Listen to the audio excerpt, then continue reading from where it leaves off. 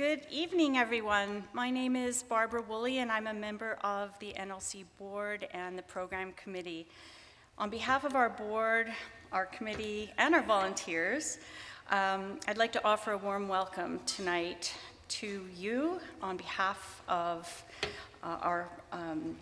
in part of our space series. This is our penultimate event, and even though it's our fall series, it really kind of feels like our summer series. But it's nice to be here at the Capitol, especially with the sparkling stars on the ceiling. It's kind of apropos.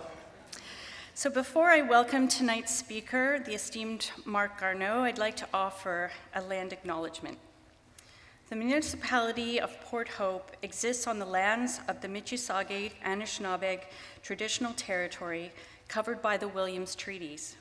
We honor and recognize First Peoples as rights holders and stewards of the lands and waters on which we have the privilege to live, work, and play, including the Ganaraska Forest and River. We pay respect to elders past, present, and emerging. I'm thrilled to introduce our very special guest, former naval officer, astronaut, voice of mission control, leader of the Canadian Space Agency, parliamentarian, and now published author, Marc Garneau. I have to thank my friend and longtime fellow book club member, Jillian Garneau, Marc's sister-in-law, for sticking her neck out and on our behalf and asking Marc if he'd entertain giving a talk to our community. So thank you, Jillian. And Marc is not your average earthling. His CV is long and extraordinarily impressive. Mr. Garneau was educated at the Royal Military College in Kingston, where he studied engineering physics, and then he received his doctorate in electrical engineering from the Imperial College of Science and Technology in London. And that's England, not Ontario. He was a combat systems engineer in the Canadian Navy and was chosen for astronaut training in 1983. 40 years ago, Marc Garneau became the first Canadian in space in October 1984, and he flew on 2 subsequent shuttle missions. Now, I heard this from Jillian.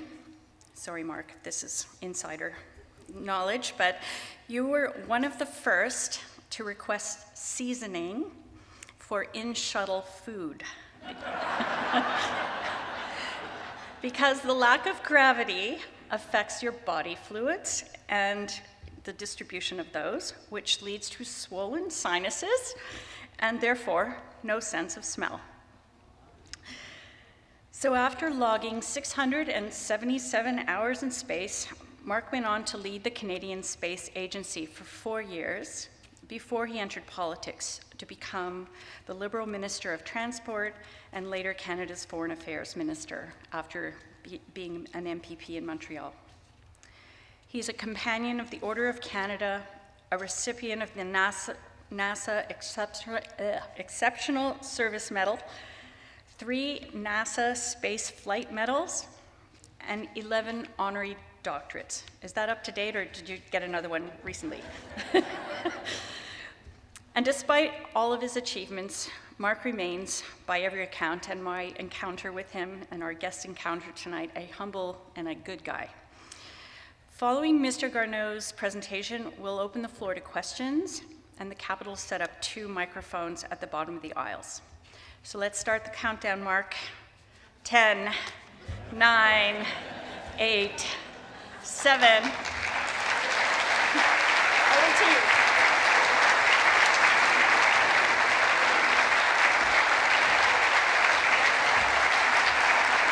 Thank you. Thank you very much, Barbara, for that more than generous introduction. And thank you to the Northumberland Learning Connection for this space series and for inviting me to be here this evening in this beautiful theater and complete with stars. It's just a wonderful opportunity to talk about my favorite subject, space. And thank you all for coming to this presentation. The topic is why space is so important. and particularly why is space so important to a country like Canada.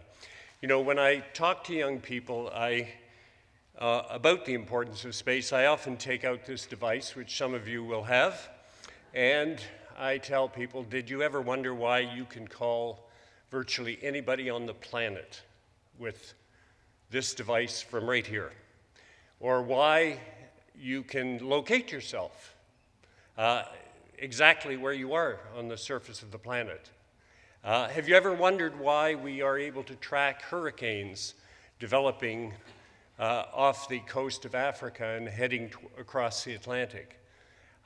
It's all because of spacecraft that are up there. They're invisible, and it is that space infrastructure that makes our life so convenient today. And Canada was one of the countries that decided early on to take advantage of space. Some of you may remember 1957 when Sputnik first flew. That was the first spacecraft ever to be put in orbit, and it ushered in the space age because it was a demonstration that you could put a spacecraft on a rocket and launch that rocket successfully into space. And it opened up all sorts of new possibilities. And Canada wanted to take advantage of that. So next slide, please. Why did Canada want to go into space? The very first reason why Canadians wanted to go into space is because they wanted to understand what was causing those beautiful lights in the north, around the North Pole, called the Aurora Borealis. They could look at them with telescopes from the ground and try to understand, and they suspected they knew why these lights were very dynamic and bright at certain times of the year, and it had a relationship to solar activity. But they really wanted to put something up there in space to do some actual measurements. And of course, it is because of the dawning of the space era that Canada was able to do that. And we, in fact, became the third country in the world to design and build our own spacecraft. Next slide, please. Now, if you look at that spacecraft, it looks very, very old-fashioned. And of course, it was. It was called Alouette 1, and it was launched in 1962. And it made Canada the third country in space. Canadian engineers and scientists designed it from scratch. And remember, this was the beginning of the space age, so there wasn't a lot to go on. And they built it so that it could measure certain things up there where the northern lights are located, an area that is called the ionosphere. And when they built it to work for 3 months. That was how much they were hoping to be able to keep it operating so that they could make a series of important measurements. And they asked NASA to launch it because we didn't have a rocket capable of doing it. And the Americans told us afterwards that when they launched it, they agreed to do it because we were going to share the data with them, the scientific data from that satellite, but they weren't terribly confident that this Canadian satellite was going to work. But guess what? It worked for over 10 years, and it was turned off deliberately by Canada because we had so much data from it that we were picking up the same data. So it was a phenomenally successful beginning to Canada's space program, the Alouette 1 spacecraft, which incidentally has been turned off now for more than 50 years, but is still orbiting around the Earth. Next slide, please. Now, Canada is the second largest country on Earth. We have vast expanses with people living in remote regions across the country, and particularly in the north. And in the old days, before spacecraft, the only way that you could communicate with somebody who lived in the far north was either to fly an airplane in, or perhaps a ship could reach that place, or on occasion there might be some form of radio communication, but otherwise they were pretty well cut off most of the year. And Canada decided that one of the best things that it could do was to start its own satellite operator and a satellite operator that would take care of communications so that we could link all Canadians across our vast country. And Canada became the first country in the world to have its own national satellite operator. It was called Telesat, which is a very big company today, operates worldwide.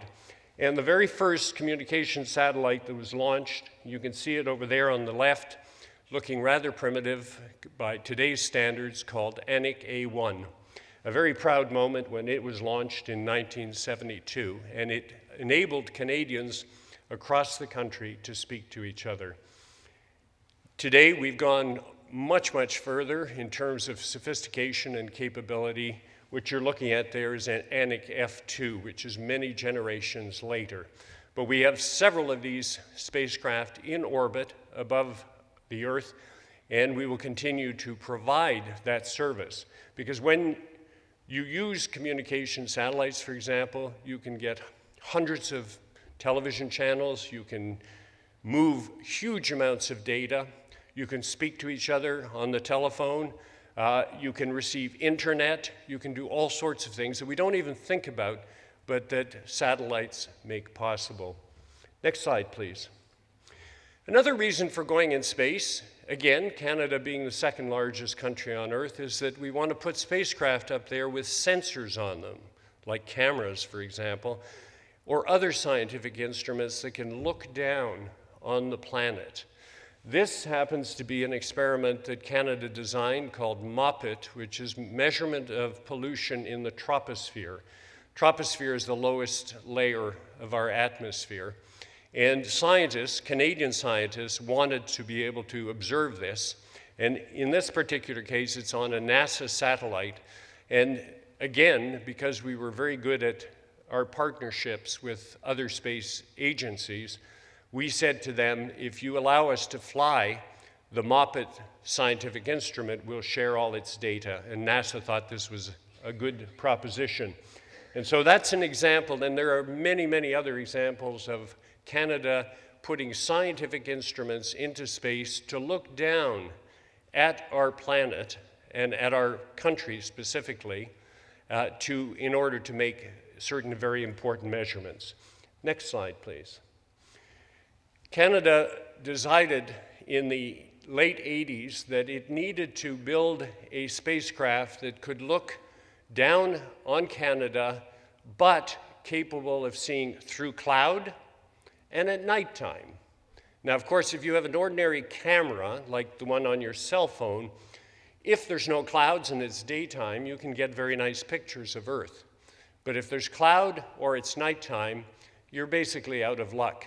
Now, the great thing about radar is that radar can see through cloud, and it can see at nighttime. And this is very important because we wanted to build a spacecraft that would continuously orbit around the planet and provide us on a regular basis with images of not only the land that belongs to Canada, but also the surrounding waters, the Arctic regions, the Great Lakes, the St. Lawrence Seaway, all of Canada, so that we could map it on a regular basis. So that is what led to RadarSat 1.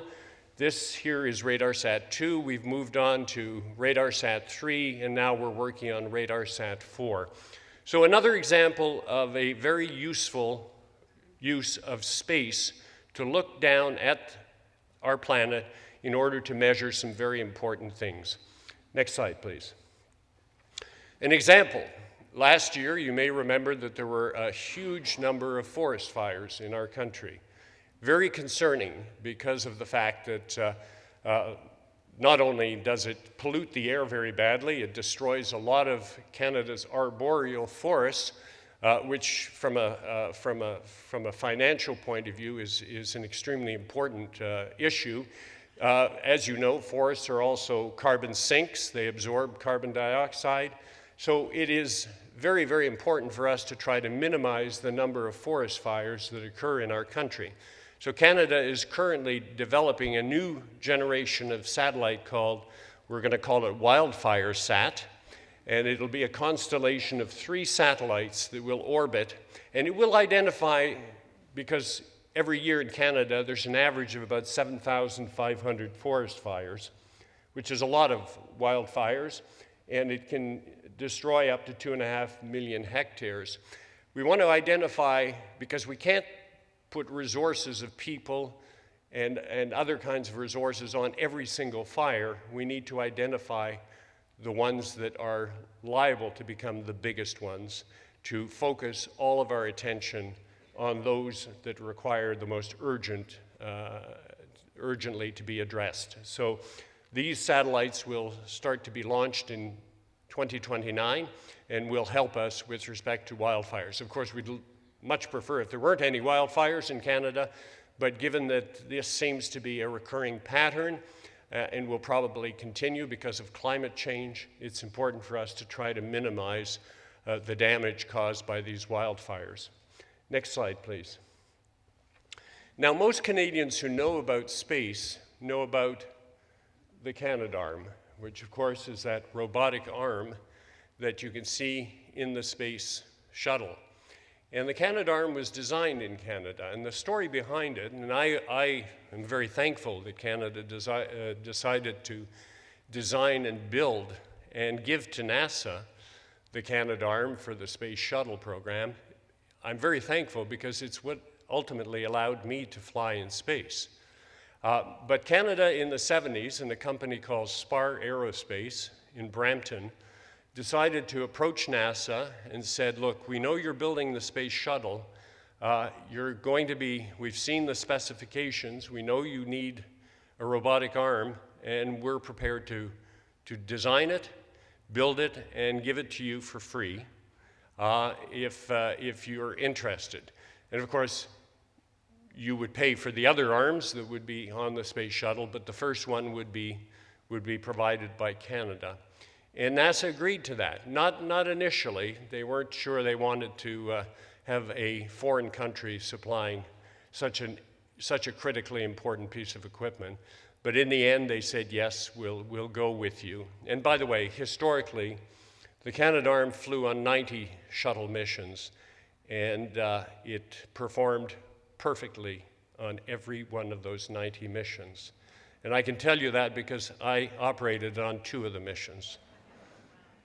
So it was a very good idea for us to do it, and it has branded Canada as really the world leader in space robotics. And of course, there's a robotic arm on the space station. There's another 2-armed robot on the space station, another Canadian one called Dexter. And we will now be building a new generation of Canadarm, which will go on a space station that will orbit the moon called the Lunar Gateway. So Canada is unquestionably recognized as the world leader in space robotics. Next slide, please. So I said to you that it was because Canada built the Canadarm that I got a chance to fly. So what happened is that NASA said, this Canadarm works very well, we'd like to thank Canada, and so we're going to invite a couple of Canadians to fly. And so they called Canada and said, would you like to fly a couple of Canadians? And Canada said yes, and they said, well, you better run a competition then.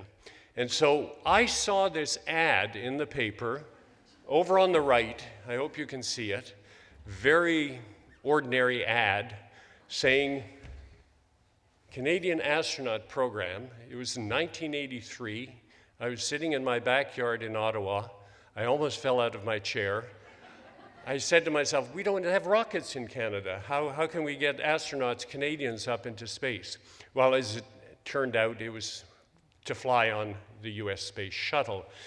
And something in me just couldn't sort of ignore this ad. I just thought, wow, this would be the most incredible adventure, an opportunity to work on the frontier of space. And I went and spoke to my wife about it, and I sort of jokingly brought it up and said, do you think I'm crazy to apply? And she said, no, go ahead. And the next morning I applied. And I didn't frankly think I stood much of a chance. The book, The Right Stuff, had come out, and I wasn't sure I fit the profile of The Right Stuff. but I knew that if I didn't apply, I would kick myself forever. So I sent in my application, and to make a very long story short, 6 months later, was fortunate to be selected with the people you see at the top in the middle, the first 6 Canadian astronauts. And there we are, full of enthusiasm, with absolutely no experience whatsoever being astronauts. And then fortunately for me, 3 months later, I was selected to be the first Canadian to fly. And I flew with the crew that you see on the bottom, on the left, on the mission called SCS-41G on the 5th of October, 1984, just a little over 40 years ago. And I certainly looked 40 years younger, that's for sure. And it was, at the time, the largest crew ever to go into space. Some people, you'll probably recognize one person there because everybody knows Sally Ride. She's in the front, second from the left in the front row. But the woman beside her, Catherine Sullivan, became the first American woman to do a spacewalk. Behind them in the middle is Bob Crippen, who was the commander, and he was a veteran of 4 flights.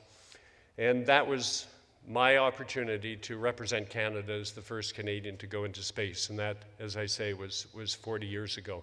So in the space of less than a year, I was chosen, did my training, and flew, which was just a magical year for me. But when I flew, I knew that I had to do well, because I knew that Canada was looking, and I didn't want to screw up. And I also wanted to do well enough that NASA would say, yeah, we'll fly some more Canadians, because if I had messed it up, they would have said, well, we're not sure we want Canadians flying in space.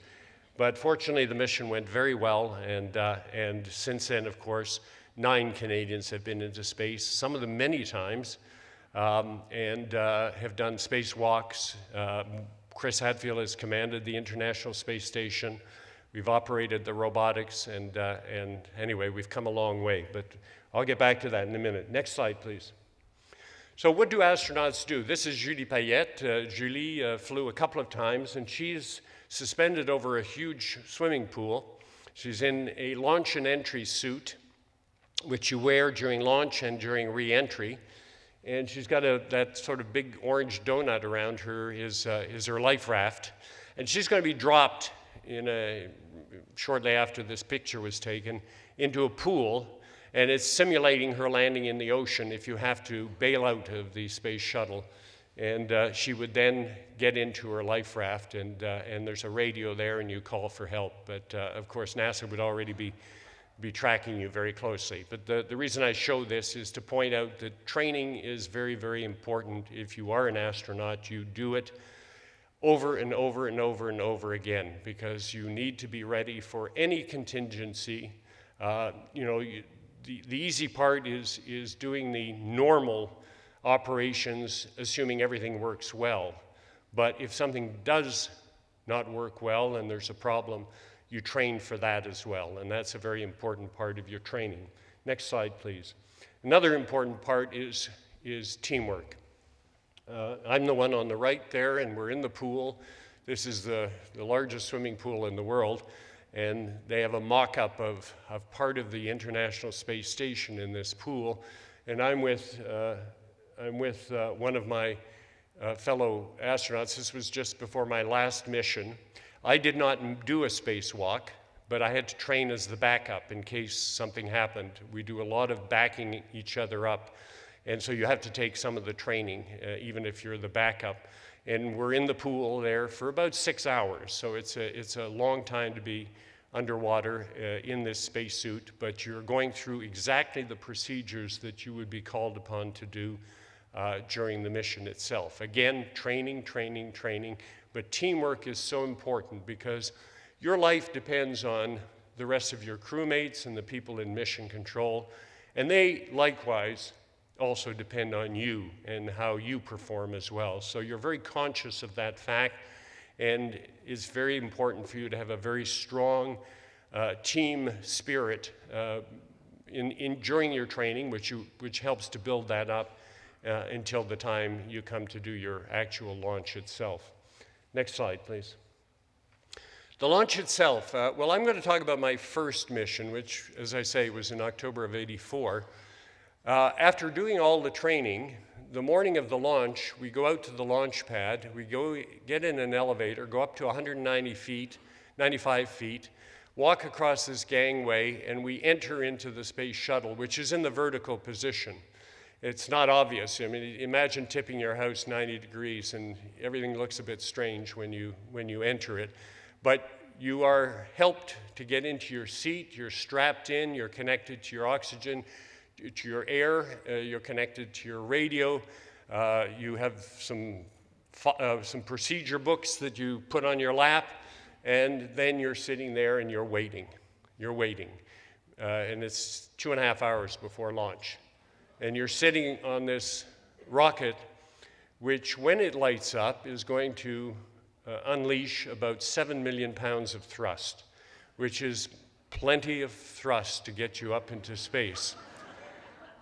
And you're very conscious of this, and it's the hardest 2.5 hours in your life because you've got nothing to do. You're just sitting there thinking about what lies ahead.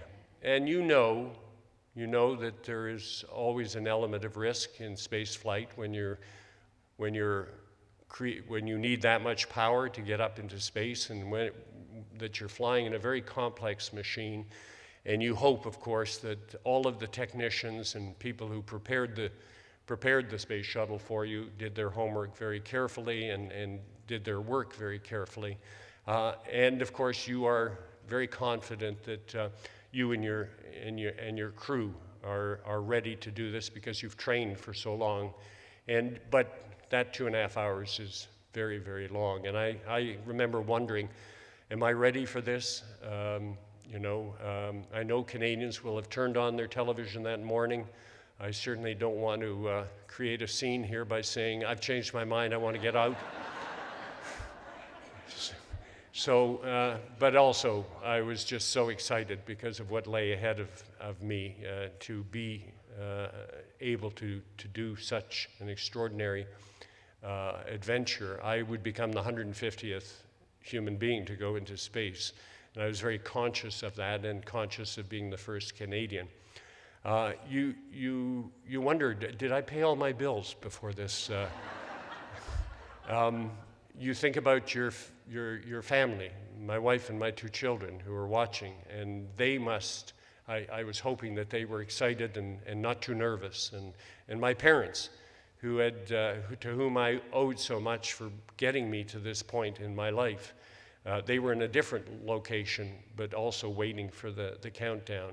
You realize that this is a moment when you are basically crossing the Rubicon, if I can use that expression. This is one of those dramatic moments in your life when you're about to start something that is dramatically different from anything you've ever done before in your life. And so you're very conscious of that as the countdown goes on. And I was wondering whether I had told my family how much I loved them, because I wanted to have sort of peace and harmony, feeling that everybody was with me, and that I was, at total peace and harmony with my own family. So anyway, fortunately, the countdown does reach the final crucial minutes before launch, and then in the last 10 minutes or so, things really come alive, and you've been listening to launch control during this whole time, and you're waiting to hear whether everything is okay. And all systems were go, and the weather was good, and so we started the countdown, and 6 seconds before launch, the first engine lights up underneath the orbiter. 2 seconds later, the second, 2 seconds later, the third, and then finally at T=0, the 2 big white solid rocket boosters light up, the ones that make so much of the thrust. And you know then that you're on your way into space, and there is no turning back. And those first 2 minutes, while those big solid rocket boosters are burning, you are in the hands of the gods, because you can't turn off that fuel. It's going to burn for 2 minutes. If you have a problem at this point, there's nothing you can do about it. You can't abort in any survivable way. You have to hope that those 2 minutes work well. And of course, we saw the tragedy 15 months later after my flight in the same vehicle, the Challenger, what happened 73 seconds after launch. So the ride itself is just the most incredible ride you can possibly imagine in terms of noise, vibration, acceleration. That's when you feel heavy in your seat. And you're going to go from a velocity of 0 to a velocity of 28,000 kilometers per hour. Now imagine 28,000 kilometers per hour on your speedometer on your car. So if you could go at 28,000 kilometers per hour, I could get from here to Montreal in less than a minute. So that gives you an idea of how fast you're going to get going. You have to get going that fast, otherwise you can't stay in orbit. You're going to come back down.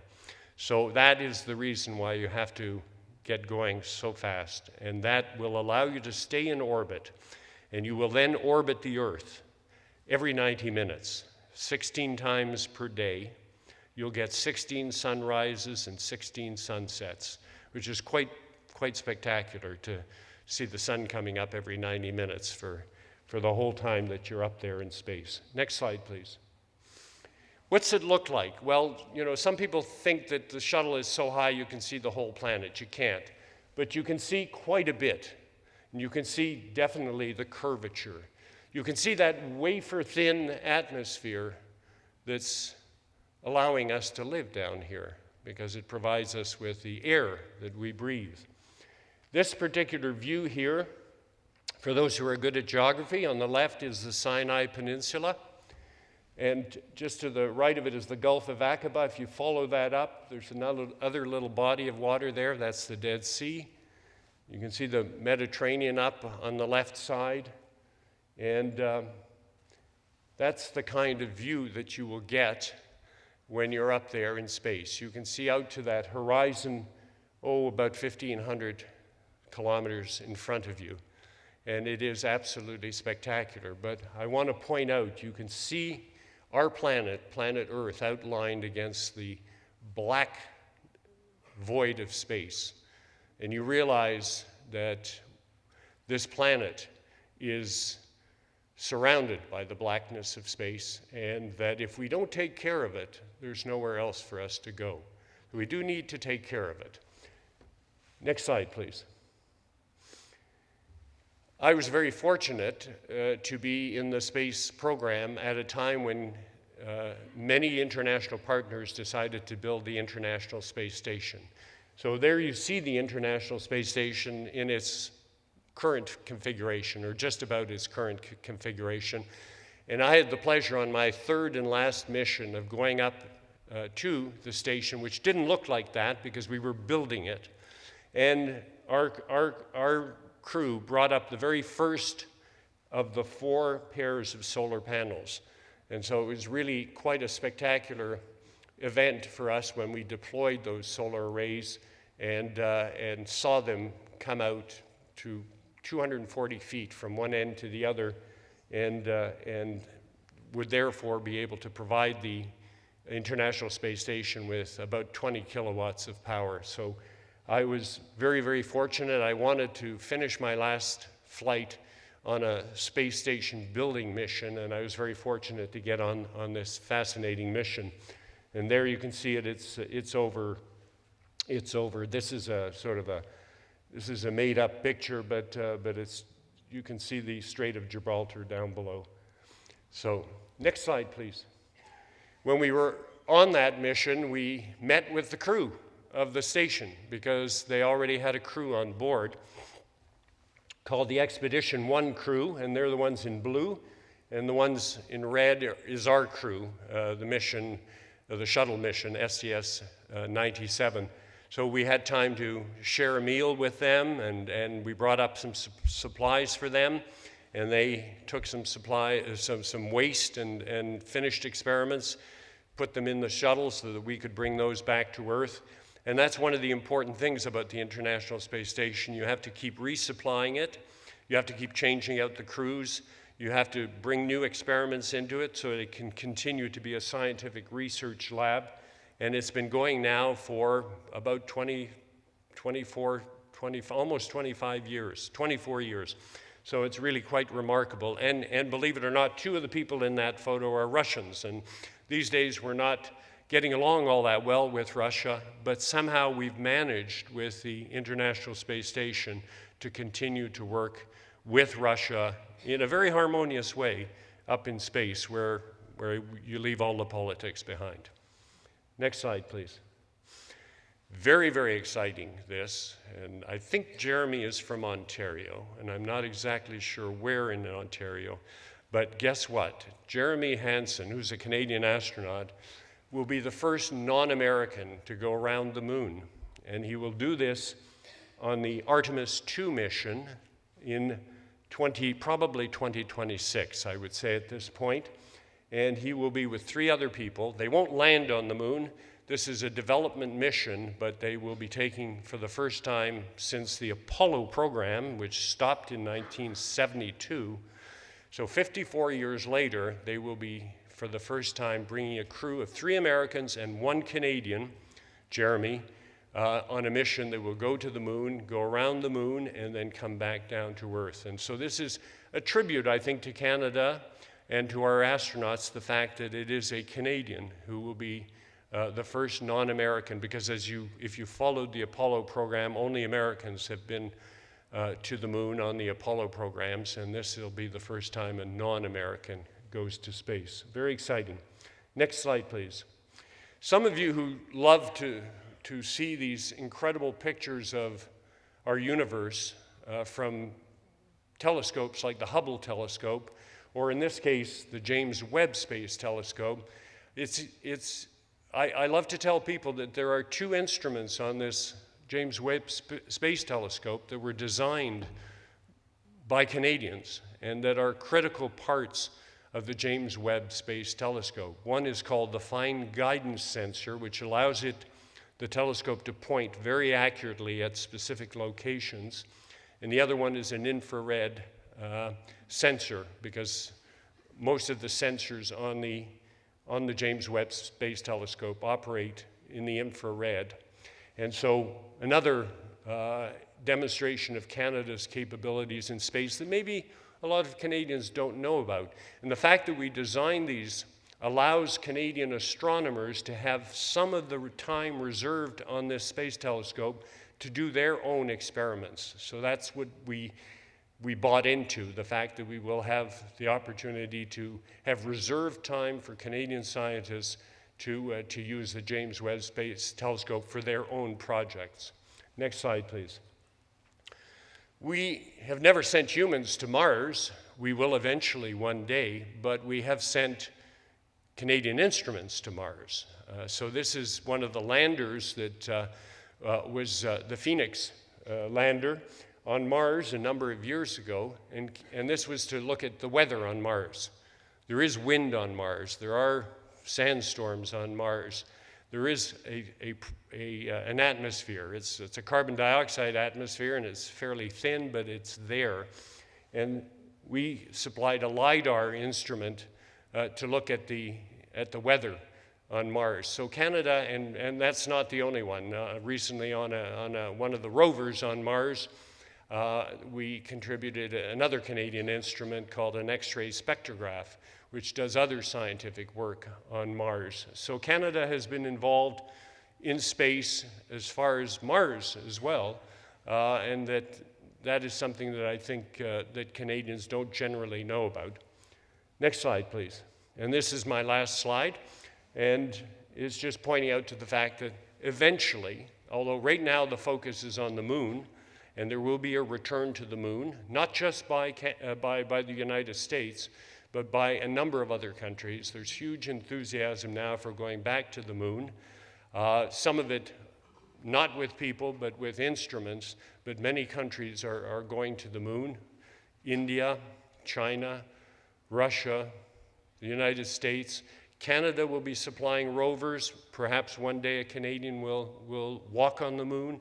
But eventually, all of that is preparation for eventually, beyond that, going to planet Mars to do further scientific research. And So that is something that, depending on how old you are, will happen within your lifetime. I don't want to predict an actual date. So very exciting things happening, and I hope I've given you a sense that Canada has been involved in space. The most visible part is usually, you know, the astronauts and sometimes the robotics and some of the things that have been done up there on the International Space Station. But Canada has been a world leader in space for some very practical reasons, for communications, remote sensing, Earth observation, that kind of thing. Particularly important today with all the changes occurring on the planet, specifically climate change. And so I think when Canadians learn about this, they realize that, wow, had no idea Canada was this involved, and I think it's also a point of pride. So I will stop at this point, and we're going to have a Q&A, so hopefully you'll have some questions for me. Thank you very much.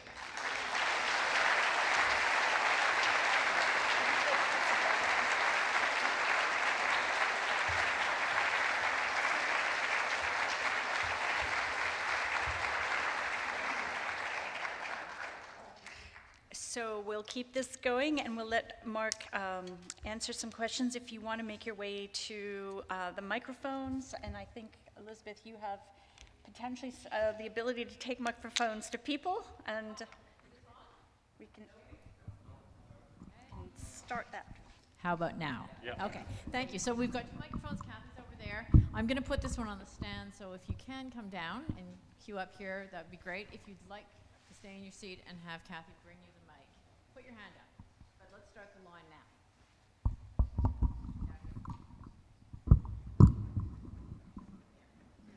Thank you very much for that very interesting presentation. Thank you. I have a number of questions, but I'll probably stick at one. You started off with a picture of Alouette 1, and I think you intimated it could even work today if it was switched back on again. I'm just wondering, I don't see any solar panels, so what actually powers it? So if you looked at it, you probably saw that it was surrounded by solar cell panels. All of those were solar cells. In the early days of making solar cells, but that's what powered it. Now, whether it would work 50 years later when being turned on, I think is a good question. I'm not sure. But it was working perfectly when it was turned off after 10 years. Sometimes I get the impression that things are getting a bit crowded up there in space. There's a lot of debris that's going around, and some of it will probably land back on Earth. Is there much thought internationally about space garbage collectors? So the question was, there's a lot of debris up there and old satellites that are no longer working. Is there any focus on garbage collecting up there in space? You raise a very good point. There are many spacecrafts being launched today, and it is important that we do things in an orderly fashion because you have to control what orbit your spacecraft is in, what frequencies it operates at. You have to allow all countries to have some allocation of that space up there. It can't just be one or two countries hogging all the space. So that is very much a serious concern, and the other concern is that when the lifetime of a spacecraft is over, what happens to it? If it's at a reasonably low Earth orbit, which a lot of the spacecraft are today, it will eventually decay in its orbit because there's some drag that slows it down. The atmosphere is very, very thin up there. It's almost a vacuum, but it will slow them down. Eventually, they'll come down in altitude, get into the thicker atmosphere, and burn up on re-entry. So that is one of the things. And in designing spacecraft today, some spacecraft are being designed so that they keep a little bit of fuel in them, and at the end that they do a burn to bring their orbit down to accelerate that process. But you're quite right. There are no garbage collecting spacecraft at the moment, and we do have to make sure that we don't clutter it up too much. When Alouette 1 flew, there were only a few spacecraft up there in space, and it was wide open. Today there are thousands. Before the next question, I just want to add that next week we have a speaker on the subject, who owns outer space, who is going to be speaking on exactly that topic. His name is Michael Byers, and he practices law with regard to who owns outer space. So if you don't have a ticket, you may want to try at the door. Okay. This side? Coincidentally, I had a similar or connected question, and that was why Alouette 1 has not degraded its orbit yet. Obviously, it was set at a higher orbit, not low Earth orbit. Yeah, it was put up at 800 kilometers, which is, if you look at the International Space Station, which does decay in its orbit, it has to be occasionally reboosted. It's at 400. At 800, the atmosphere is really, really just about non-existent, so it takes a much longer period of time. So it's been orbiting for about 60 years. I can't tell you when it will finally come down, but I think not for quite some time. Okay, and just one more point. I was surprised, given the focus of your presentation, that you didn't mention that Canada landed on the moon first. There's so many things that I could talk about. You're right. Yeah, so that the lunar lander, what they call the LEM, the lunar module that landed on, the legs on it were designed by a company in Montreal called Devtech. So they weren't human legs, but they were legs nonetheless that landed it. And by the way, the chief designer of the lunar module, this is, when you heard the famous words, the eagle has landed, that was the lunar module that landed with Neil Armstrong and Buzz Aldrin. The man who was responsible at NASA for designing the lunar module, his name was Owen Maynard, and he was a Canadian. He had been let go at Avro Arrow.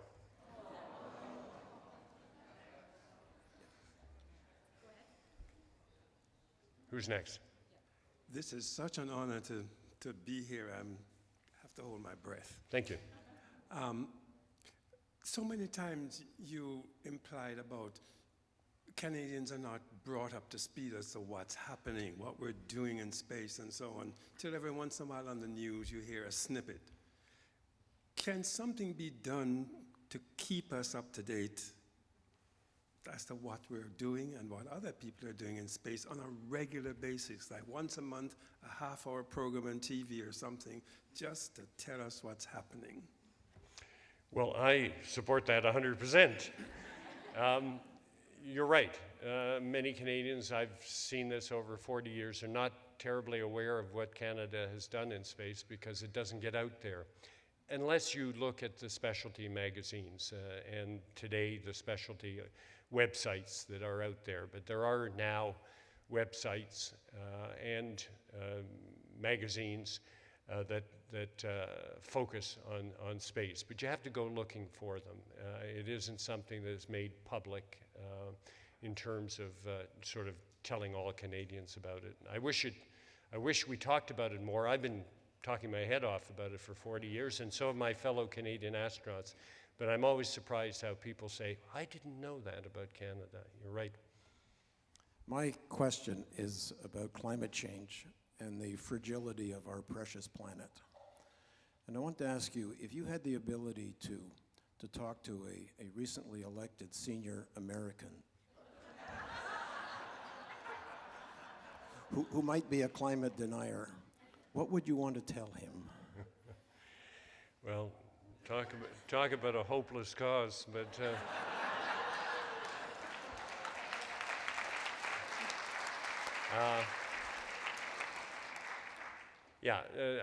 in some cases, there's a very small segment of the world's population that believes the Earth is flat. And they're a very small group. I think some of them actually know it's round, but they just they find it entertaining to argue that it's flat.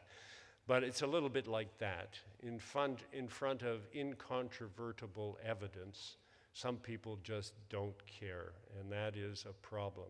I have seen with my own eyes, you don't see greenhouse gases in the atmosphere with the naked eye up there, but I have seen some of the damage that has been caused by humans, sometimes deliberately, sometimes inadvertently, on the surface of the planet. For example, on my first flight, I flew over Brazil on many occasions. And at that particular time, in October of 1984, the Brazilian government had decided that they were going to clear large tracts of the rainforest to turn them into agricultural lands. And the fires were just raging down in an area called Amazonia.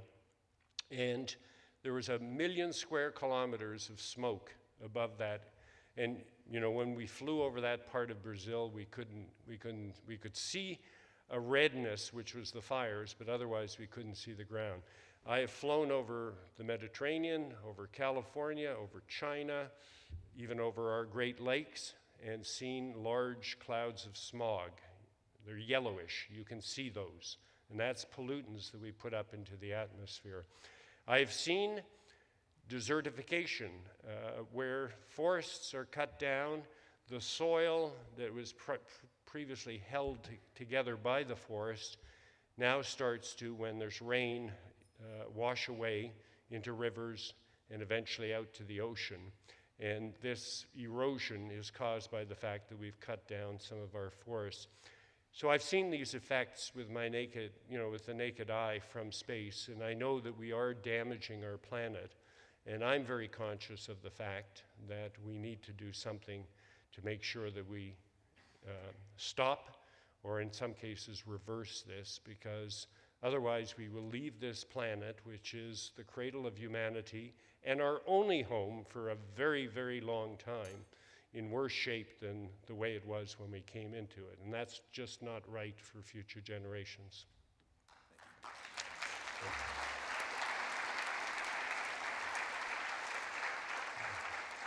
I just wanted to say I like that last question. Best question ever. I liked it bigly.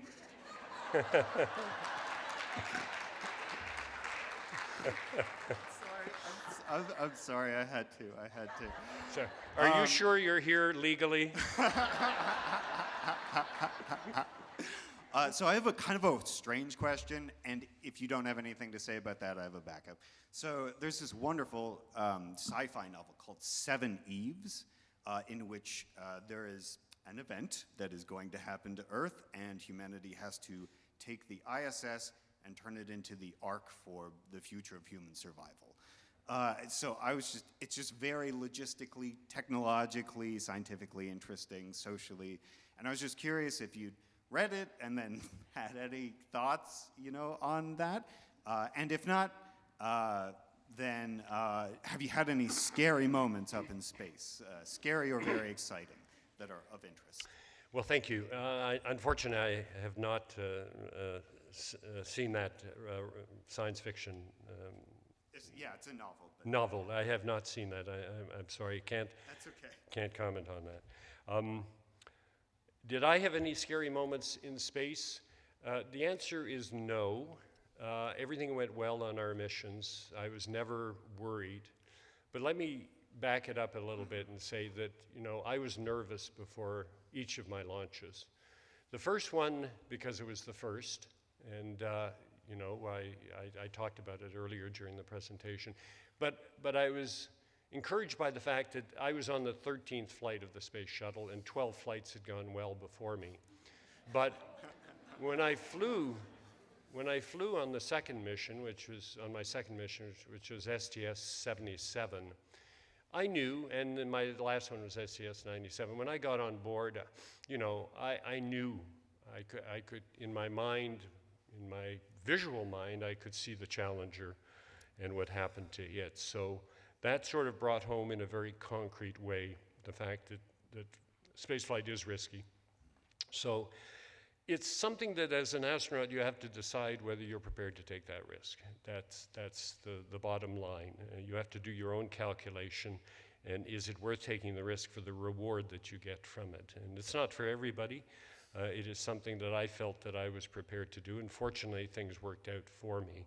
But the truth is that Challenger happened, and then in 2003 Columbia happened on its way back from space, and the entire crew was lost on the return. So spaceflight will never be straightforward. It will never be totally safe, and there will be scary moments.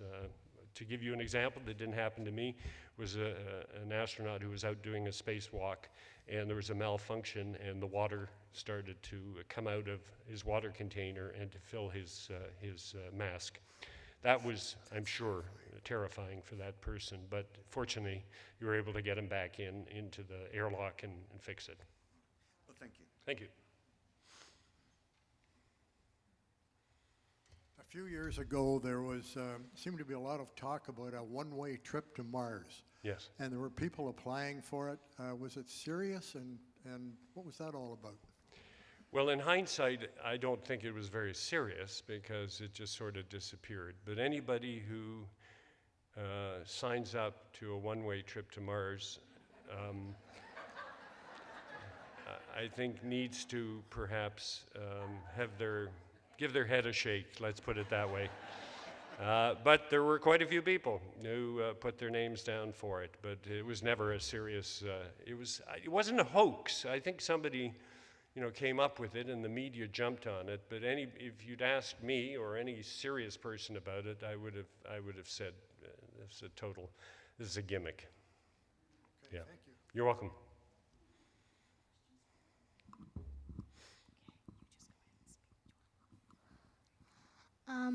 Hello. Hello. I am Aaron, and I have a question. How do you sleep in the ISS? It's a very good question. In the ISS, you have a little compartment that's just for you. It's about the size of a closet, a small closet, and you have in there, you can close the curtain, so you're by yourself, and you sleep on the wall. So you get into a sleeping bag, which is velcroed or attached to the wall, and you just sleep in the vertical position. So that's how you sleep on the ISS. When I was on the space shuttle, we didn't have these closets. So we just all slept in one big room called the middeck, and you got into a sleeping bag again, and there you could sleep on the wall. You could sleep on the ceiling if you wanted to. You could sleep with your head down or your head up, it didn't matter. And one night, I decided to untie myself. And I went back to sleep, and I woke up in the middle of the night, and my face was about this far from the face of another one of my crew members. And I said to myself, I hope he doesn't open his eyes now, because I will be in big trouble. Haha. So after that, I tied myself up. Wow, I didn't know that. Thank you for your question. Thank you.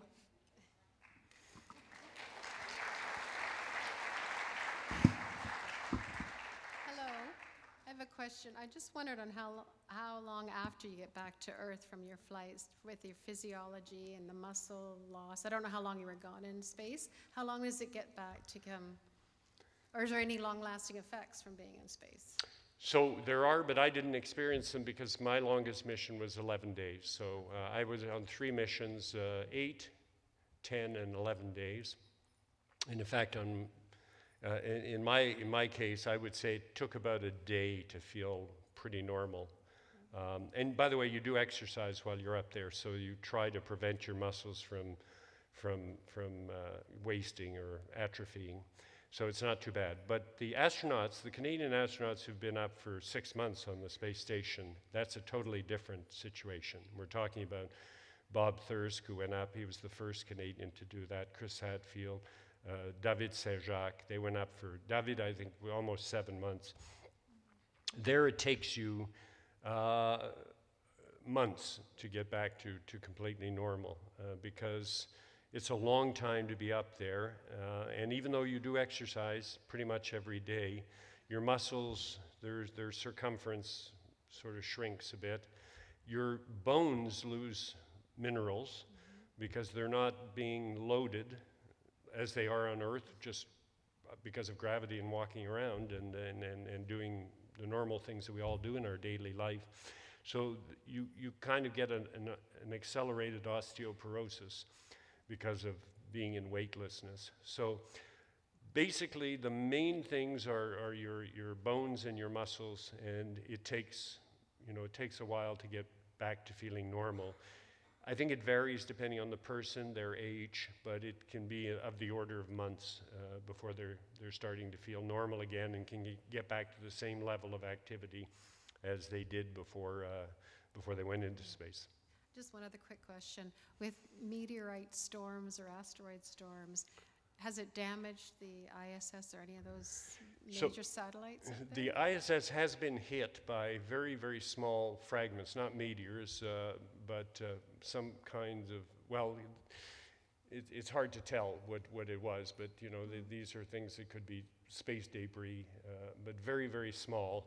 But fortunately, nothing has ever pierced any of the pressurized volumes where the astronauts live. But there have been, for example, little nicks on windows. And by the way, it's triple paned on those windows.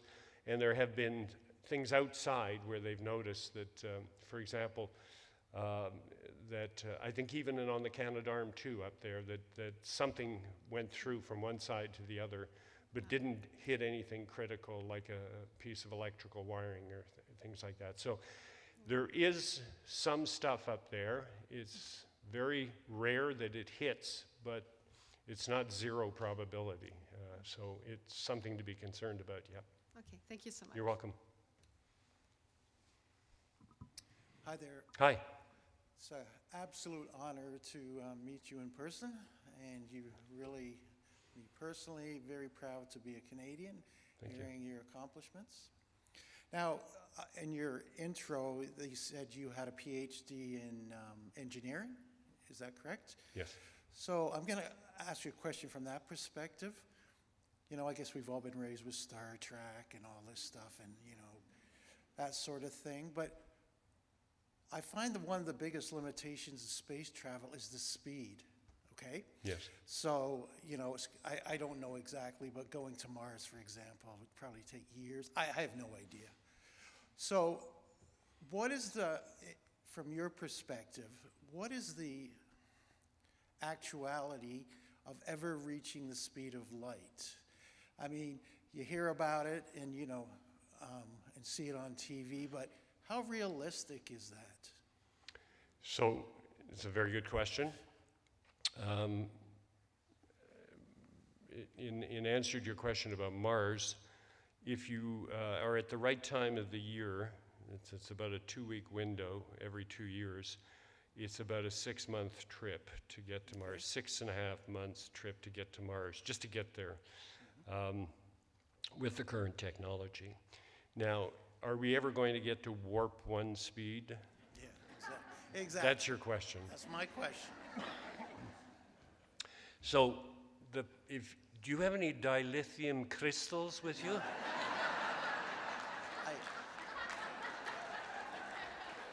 So no, being serious about it, I'm a Trekkie, but that's okay. So am I. it's nice to think about it, and it's really important for science fiction to talk about these things. But we're still, we're not even in infancy in terms of being able to dream seriously about reaching the speed of light, which of course we need to be able to reach to get, as you know, to our closest star system, which is, I think it's Alpha Centauri, is 4.2 light years away, so that if we were going at the speed of light, it would still take us 4 years to get to our closest star system. So no, it's not going to be within our lifetime. Well, I guess that's the question, because you always hear about technology, about everything from cell phones to whatever, but you rarely hear anything about propulsion. Yeah. So I don't know if they have a secret lab on No, not yet. learning this stuff. Not yet. So I have one more question, if you don't mind. Sure. When you were in space, did you reflect on, and again, I have to be careful here, people, so I say this. Did you reflect on how could this have been created, and did it give you reflections on your faith? Yeah, I did. it's the kind of thing that you think about when you're up there. I can imagine. You know, how did this all get created? And of course, the whole issue of faith was some creator behind it all. Yep. And so, yes, you think about it because it's a dramatic place to be in. I'll tell you a little anecdote. I've just written a book, and I say it in the book. An astronaut once told me, as he was sitting on the launch pad, and I'd asked him how he felt about that, and he said, "When I was sitting on the launch pad, I prayed there was a God," which I can understand perfectly. Yeah. And when I got to space, when I got up there, I was pretty sure that God existed. Now, that's his personal experience.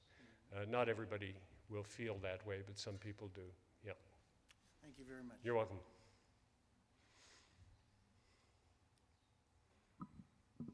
Yes, I have a question related to the ownership of planets. Yes. And are there laws that govern how that's administered? Yes. Can Elon Musk claim ownership of Mars if he gets there first? So as was mentioned by Elizabeth at the beginning, there will be an expert on this. His name is Michael Byers, who will be the next speaker, and he's an expert on that. There is a United Nations treaty on the peaceful uses of outer space. It was put out in 1967. And essentially, it says that space belongs to everyone, and it should be used for peaceful purposes, not as a military arena. And the whole question of, let's say, he's the first one to get to Mars, or somebody goes back to the moon, the issue of saying, this belongs to me, this part of it, is at the moment, if you look at the treaty, it's no, nobody owns this. It's like Antarctica here on Earth. Nobody owns Antarctica. We all own Antarctica. So in practice, with the stiff competition that will occur with countries like China and Russia and others, Japan and others, will there be this tendency to say, look, I'm staking out this particular area, or a private citizen like Elon Musk? At the moment, no, they can't do this. Will anybody try to do it? I hope not. I hope not. But I would encourage you to listen to Michael. He's an expert on this. Okay. Thank you. So I have another question, and maybe a bit unfair to ask you this, but with all the telescopes that we have on Earth, and the Hubble telescope and the James Webb telescope, how is it that we have not been able to find any sign of life outside of this planet? Right. And on the reverse, our first radio signal is probably gone out 100 light years from the time it was sent. How come nobody else has picked it up? So, to quote Fermi, where's everybody? Are we well, really alone? I can't answer whether somebody's picked it up, because if they have picked it up, they apparently have not returned with a signal saying, we heard you. With respect to all the telescopes that are looking up into space, I agree with you. We have not yet had anything to tell us that we can confirm that life exists out there. The closest thing that we can come to, is there life out there at the moment, is the fact that, for example, on Mars, there is water, liquid water, and on a moon of Jupiter called Europa, there is lots of water under the ice, and scientists are wondering whether there might be life in those places. It would be very primitive, sort of bacteria-level life, but life nevertheless. But that's as far as we've gotten so far. What we have found with the telescopes is that we have enough information to know that there are some solar systems out there in certain galaxies that have planets around them, and that those planets may have the same kinds of conditions that exist here on Earth. And so that opens the possibility that there might be life on those planets. But of course, we haven't been there, and we won't be able to go there for a very long time. But it opens the possibility that there are maybe millions of planets out there that have life on them. It's just that we haven't been able to contact them. This is going to be our last question, Mark. Okay. So you talk about like how we've gotten better from the first, what was it? It was the first thing we sent up in space, Canadians, and then we got to the Saturn V rocket and all of that. Is there much more to go until we're basically like, there's nothing we can do better, there's nothing we can get into space faster, or there's nothing we can improve on our already remain, like what we already have in spacecraft to make life in space better? I think there's still a huge amount of work to be done. One of it is making some of the technology that we use to get into space and to live in space less expensive. That's one thing. But secondly, there's lots of things. For example, imagine that you're on a mission to Mars, okay? So you leave Earth and you're on a 6-month journey.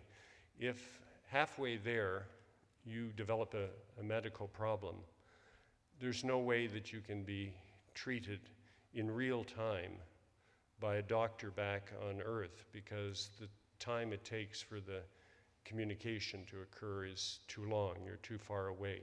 So they're designing systems now that will allow you to do your own self-diagnosis and then to prescribe to you what you need to do or take to resolve your problem.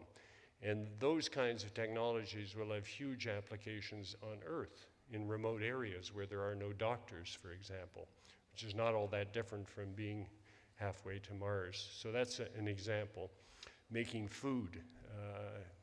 If you're going to go to Mars, you can't bring 2.5 years worth of groceries with you. You have to grow food there. And some people saw, I think, Matt Damon growing potatoes on Mars, but those are the kinds of things that need to be done. And so there's huge areas where more technology needs to be developed and more innovation needs to happen. We're nowhere near having it completed. We're just at the beginning of the space age. It's only been around for about, 65 years. So a long way to go. If you want to work in it, come and work at the Canadian Space Agency. Thank you. Thanks.